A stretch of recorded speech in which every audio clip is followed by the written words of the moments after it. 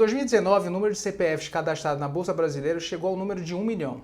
Em julho, 20% das operações de compra e venda de ações foram feitas por pessoas físicas. Para conversar sobre isso, a gente trouxe o Daniel Fux, ele é sócio da Scuff Investimentos e ele é um especialista em educação financeira. Daniel, bem-vindo. Obrigado, Humberto. Obrigadíssimo. É uma honra estar aqui. Eu gosto muito do Money Report. Obrigado pelo convite. Daniel, esse número de 20% das operações compra e venda pessoas físicas é um motivo a ser comemorado? Cara, eu não sei. Eu não comemoraria muito não, porque na verdade esse número que a gente não tinha, se eu não me engano, desde 2016... 2011. 2011, né? Então você vê, desde 2011 que a gente não tinha um percentual de 20% de volume de pessoa física. Se deu não porque o número de pessoas físicas cresceu, mas porque os institucionais diminuíram. Então não sei se é uma coisa para a gente comemorar. Eu não sabia que tinha tido, que são 1 milhão de CPFs, e realmente é muito pouco ainda. Assim, se você pensar que nos Estados Unidos e em outros países é mais da metade das famílias que eles medem, assim, 1 milhão não é nada próximo da população economicamente ativa do Brasil. Então, assim, eu estou feliz, mas não estou comemorando, eu acho. Assim, não sei se eu te respondi, mas não vejo com tão grandes olhos essa novidade, essa notícia assim, não. Por quê? Por que você não está tão otimista assim? Porque, independente do número de investidores institucionais, dos estrangeiros estar caindo, há o número, né, de CPF sendo cadastrados na B3. Isso é um aumento. Pode até ser, eu acho que tem. Eu acho que a CVM, nos últimos mandatos, o próprio Marcelo tem feito trabalhos maravilhosos para melhorar a transparência, para melhorar assim, a educação sobre ações. Está crescendo? Está crescendo. Eu acho que, eu não sei exatamente o quanto está crescendo, mas deve estar crescendo. Talvez eu acho que assim, esse crescimento se deve até mais a esse novo mundo de fintech. Eu não sei o quão expressivo é esse crescimento, que acho que é interessante a gente ver assim, em termos absolutos o CPF, em termos assim, relativos os valores, né? Porque se também tem uma pessoa comprando R$10 em ação e conta como CPF, tadinho, ele está pagando mais taxa de câmara de liquidação e custódia e outras coisas, não sabe fazer conta. Então eu acho que é para se comemorar, tomara que essa pessoa cada vez aumente sua posição e faça, mas assim, para te responder, eu acho que é mérito realmente de um país hoje que vive uma situação que as pessoas falam menos das vantagens dos juros livre da taxa de risco e mais da necessidade de variar, alinhada ao mundo novo de fintechs e ofertas, né? Assim, eu vejo um pouco como foi aquela bolha de 2007, 2008, que surgiram muitas companhias como Americanas de transacionar ações com preço fixo, que depois foram compradas por bancos. É legal, acho que é legal. Vão ter experiências boas e ruins, mas eu acho que é uma experiência válida as pessoas terem. Sim. Recentemente o Banco Central reduziu a taxa de juros de 6,5% para 6%. CDI hoje paga 5,9% ao ano. Se a gente olhar alguns anos atrás, era quase 15% ao ano. O investidor ganhava 15% no investimento considerado de baixo risco. Hoje, para efetivamente ele ganhar dinheiro, ele vai ter que ir para a Bolsa. Quais são os riscos que ele incorre em trocando a renda fixa pela renda variável? Bom, Humberto, aí você me deixa na situação, porque são riscos assim, realmente bem diferentes. Eu acho que o CDI dá menos do que 5,9%, porque você tem o come-cota, você tem o imposto sobre ativos de baixa volatilidade. Os riscos são muito distintos e assimétricos. Eu acho que uma coisa é você ter um dinheiro que é a Casa da Moeda, a República nunca deixou de pagar a dívida nacional, entendeu? Então, assim, é realmente quase um risk-free. Acho que hoje o crédito privado no Brasil, que seria uma alternativa de um melhor retorno ainda na parte de risco, de crédito, mais arriscado do que bolsa, porque eu acho que as empresas hoje estão se endividando, estão tendo que tomar dinheiro a um preço caro, não com um crescimento tão forte e elevado. E eu acho que a Bolsa, como a gente sabe, numa economia globalizada, você viu, assim, essa semana, ela um dia caiu 4% e não foi por nenhum fundamento brasileiro. Então, assim, eu acho que... Me preocupa que as experiências sejam ruins e isso faça as pessoas saírem. Porque você querer fazer um trade na Bolsa, geralmente dá errado.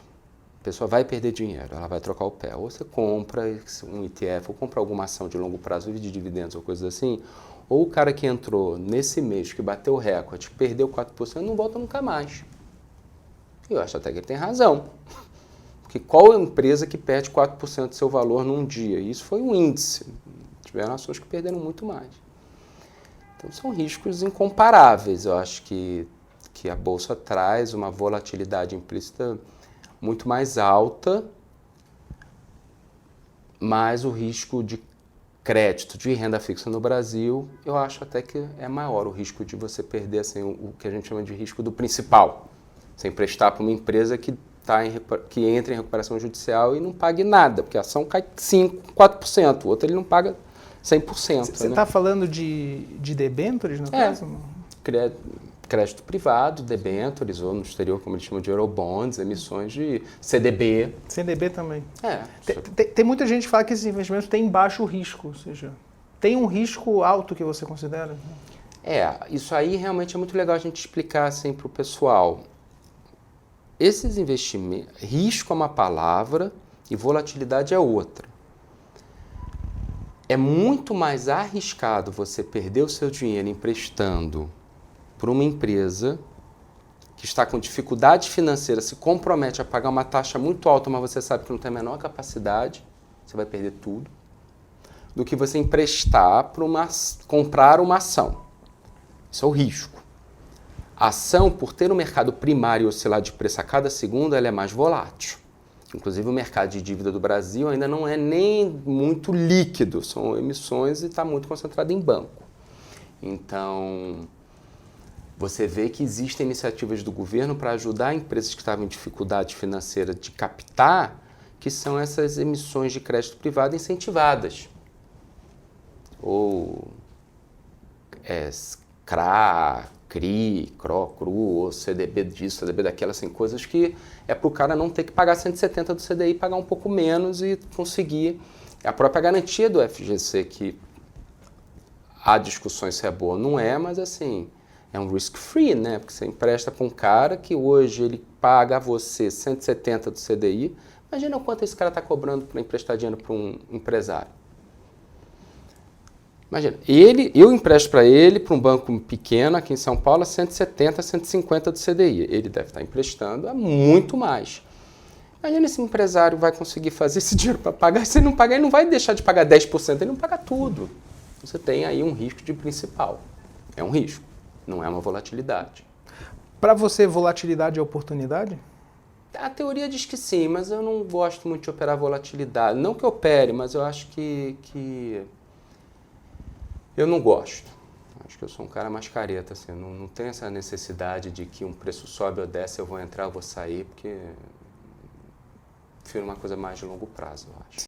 Com essa popularização da Bolsa, a gente está vendo e-mails que fazem promessas de altos retornos e baixo risco, cursos oferecidos por gurus que prometem uma estratégia vencedora para o day trade. Quais são os riscos que o investidor corre, o pequeno investidor corre ao acreditar nessas promessas? O que ele precisa levar em conta e efetivamente identificar quem efetivamente tem algo a ensinar e quem tem uma boa estratégia e quem é um aventureiro que está querendo ganhar dinheiro dele? Cara, assim, acho que para te responder de uma forma bem geral, vou citar um prêmio Nobel, que eu não estou conseguindo me lembrar o nome dele, que ele explicou que toda bolha, toda fraude, pirâmide, a culpa não é de quem oferece o curso de ganhos altos ou a promessa de retorno.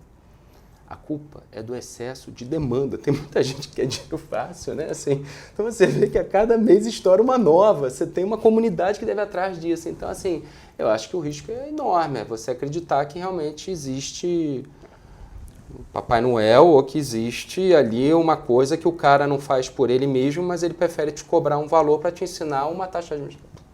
Acho que acredita quem quer. Assim. E a CVM até tem feito um trabalho muito bom divulgando empresas e falando que não são habilitadas. Tiveram muitas coisas acontecendo nos últimos 12 meses. Tem gente com mandato de prisão, tem gente que tiveram empresas. Eu acho que isso o Brasil está bem. Sim. Aproveitando sua experiência como educador financeiro, qual é a dica que você dá para o investidor jovem que está começando a ganhar dinheiro, está vendo essa necessidade de poupar, de investir? Quais são as dicas que você dá para ele? Eu acho que o melhor investimento hoje, até com juros a 5 ou coisa, é não gastar. Eu acho que realmente assim, a gente vive hoje uma situação muito semelhante ao país, assim, aos Estados Unidos, à América do Norte, no final da década de 70, que o consumo é tão elevado que as pessoas não conseguem acumular poupança. Então, não importa o que você faz, a sua base de dinheiro é tão pequena que você não cresce. Você quer ver um exemplo? Você sabia que só o Brasil, e há 2 anos ou 1 ano e meio atrás, a Argentina adotou isso por causa das eleições, o Macri fez isso por populismo, que é permitir que você parcele uma compra com cartão de crédito com o lojista. Em nenhum lugar do mundo você faz isso, que é para justamente inibir esse consumo. Você só pode comprar a crédito, com crediário, nunca com o lojista, para evitar de um varejista virar um banco, ou você parcelar em 10 vezes e ficar endividado, se esse vendedor tiver lá uma empresa de crédito, na verdade ali manda que ele tenha 3 parceiros, eles avaliam seu crédito, você negocia com eles e você compra à vista. Então é basicamente para carro e casa. Você não entra numa loja de roupa e compra em 10 parcelas. Então hoje, respondendo a sua pergunta, tá difícil. Eu acho que assim, antigamente você não gastava e o dinheiro rendia. Hoje você tem que correr risco. Eu também acho que 5 hoje, em termos real, ainda é muito bom. A minha inflação não é tão alta quanto de outros que vivem de produtos importados. Se eu não viver de produto importado, a minha inflação é mais baixa. Então pode ser que eu esteja ganhando 2, 3, em termos reais, para mim tá bom. Mas eu acho que para alguém jovem, ou para alguém que está nessa situação, e para esse novo mundo de incertezas de emprego, de vida, acho que o mais importante, cara, é enxugar as torneiras e tentar formar poupança, porque é só com poupança que você vai poder empreender, você vai poder parar de trabalhar, você vai poder fazer o que você quer. E de novo, né, eu como um especialista em educação, e eu tenho até vergonha de falar que sou especialista em educação, que eu faço isso como um trabalho voluntário para pessoa carente, porque realmente é tão baixa a educação financeira aqui que eu seria um especialista totalmente frustrado e incompetente, né? Mas assim, eu acho que as pessoas, assim, elas têm que ter essa capacidade de poupar, porque a sobrevida hoje, a gente não sabe o que vai acontecer, a gente sabe que talvez eu e você, pela nossa faixa etária, a gente pode chegar aos 90 ou aos 100, mas ninguém sabe se a gente vai chegar bem ou mal.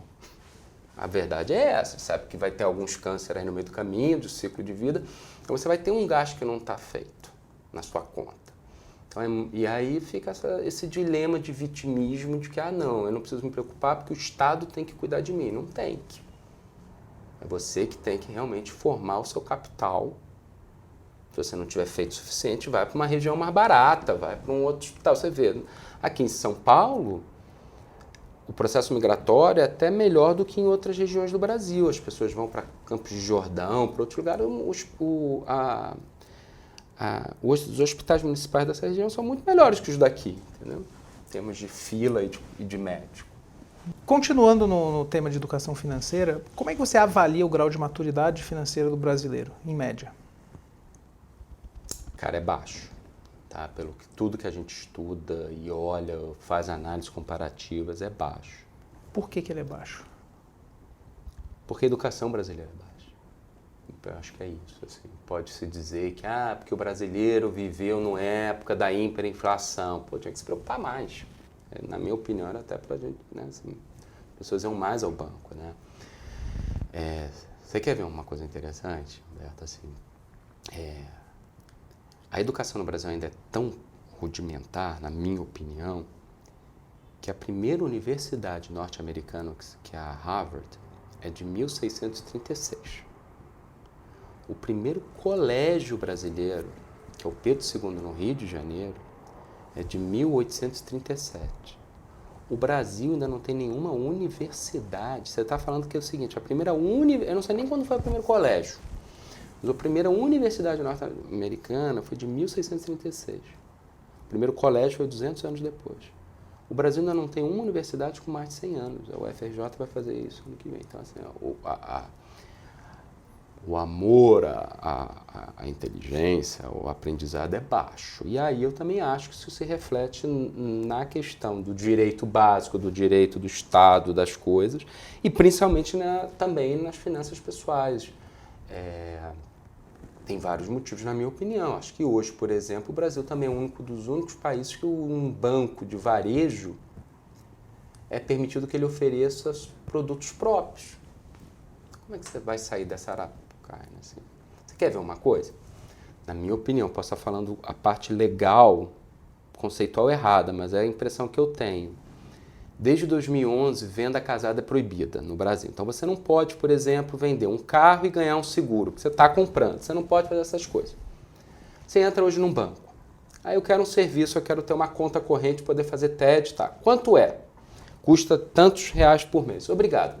Mas se você deixar um dinheiro aqui, você não paga.